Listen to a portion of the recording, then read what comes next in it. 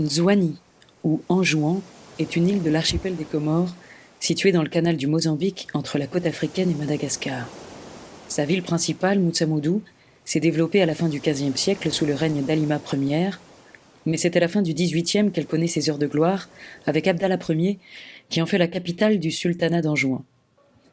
Pour protéger ce centre commercial incontournable de l'océan Indien, il dote la cité d'une citadelle fortifiée perchée sur les hauteurs. Et au centre de la ville, dans ce que l'on appelle la Médina, il fait édifier un palais royal, l'Ujumbe. À la fois demeure du sultan, lieu de réception, siège du pouvoir et forteresse, le bâtiment connut diverses phases d'embellissement tout au long du XIXe siècle. En service jusqu'au début du XXe siècle, il fut le siège de négociation et le lieu de signature de traités, reflet de l'histoire nationale et internationale. C'est notamment au palais que le commandant de la station navale française dans l'océan Indien, Pierre Passot, et le sultan Salim II signèrent en 1846 un accord reconnaissant la présence de la France à Mayotte. Son architecture sophistiquée aux principes aboutis et aux tracés réguliers tout en étant d'une grande souplesse témoigne de l'héritage swahili. Le palais est remarquable par les surfaces internes des murs qui sont festonnées de niches en stuc faisant office de bibliothèque. Les poutres en bois et les plafonds en coffre sont magnifiquement sculptés et peintes, enluminés de calligraphie arabe-islamique de couleur noire et rouge. Les fenêtres sont ornées de moucharabiés aux motifs finement assortis aux poutres. Ce palais, dont la superficie totale est de 850 mètres carrés, est divisé en 3 niveaux. Le rez-de-chaussée est composé de 6 pièces rectangulaires en enfilade et d'une petite salle de bain avec baignoire et sanitaire à l'ouest. Ce niveau est réservé au sultan et à sa famille. Le premier étage, quant à lui, est dédié aux affaires publiques. Il comporte 5 pièces en enfilade et une autre salle d'eau à l'ouest. Ce niveau bénéficie de la lumière et de l'aération apportées par les ouvertures du toit-terrasse ou lanterneau. La terrasse constitue le dernier niveau du palais. Elle est entourée d'un parapet ou acrotère. Son usage ancien demeure inconnu. Au rez-de-chaussée, l'accès se fait par une porte principale et une porte de service à l'est, ainsi que par une porte sur la façade sud. Pour entrer au premier étage depuis l'extérieur, un escalier monumental conduit à une porte en bois sculpté. Le palais est construit en pierre volcanique, un matériau abondant sur l'île compte tenu de son contexte géologique. Les récifs coralliens alentours ont également permis de produire de la chaux corallienne. À l'intérieur, les planchers sont constitués de poutres en bois dur, adza en comorien, de palétuvier pour les petites pièces et probablement de palissandre. Un ourdi de corail d'environ 2 à 3 cm est placé dans l'espacement entre les poutres. Un béton de chaux corallienne vient recouvrir les ourdis et remplir les espaces laissés entre eux. Enfin, le plancher est construit en alternant des couches de chaux et de pierres volcaniques. Ce joyau de technique et de décoration est entretenu par le collectif du patrimoine des Comores, créé en 2006 à Paris autour de Fatima Boyer par un groupe issu de la diaspora et d'amis des Comores. L'association possède une antenne à Anjouan, animée notamment par Farid Rachad et Mousba Ahmed.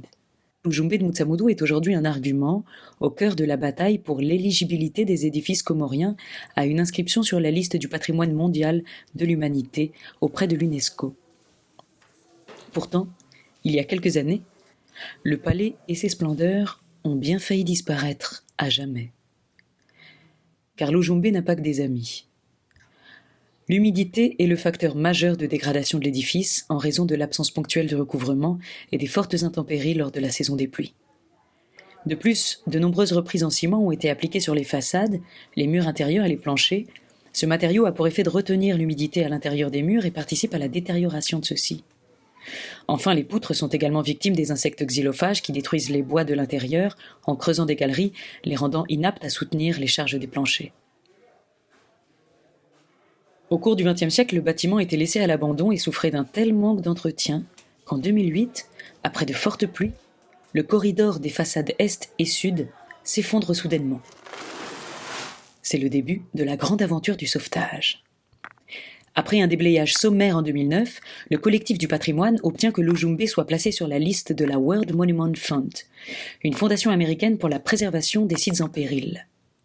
En 2010, les architectes Valérie Goulet et Giuseppe Carluccio, en compagnie des équipes sur place dont M. Cabi, Louis Nizet et l'ingénieur de la mairie, réalisent la première mission de diagnostic et de sécurisation du site et mettent en place des étais. Les infiltrations sont stoppées et pour la première fois, le palais ne menace plus de s'effondrer. Mohamed Juma, expert auprès de l'UNESCO et l'entreprise Stone Town de Zanzibar, entame les premiers chantiers de reconstruction. En 2011, une mission de reconnaissance est conduite par Issa Makarani.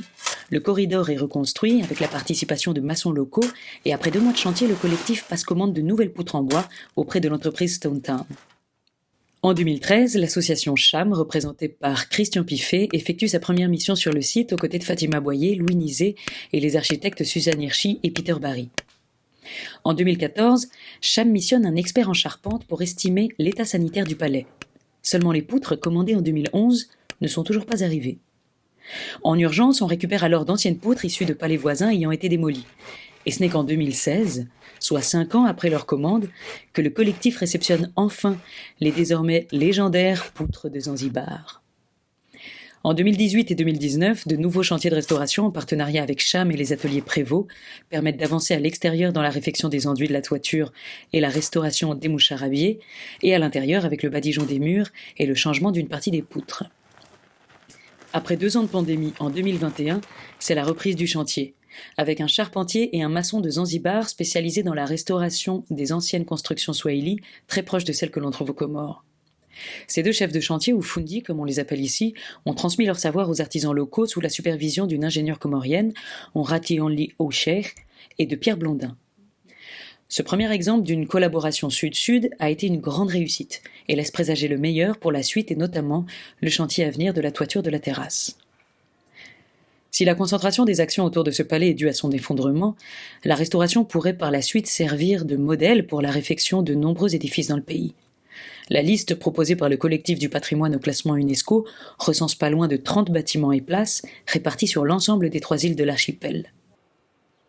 En une dizaine d'années, le chantier de l'Oujoumbé est devenu un chantier école expérimental permettant aux ouvriers et artisans comoriens de réapprendre les techniques de construction aujourd'hui perdues dans un environnement où le béton dominait largement. Il reste encore à faire.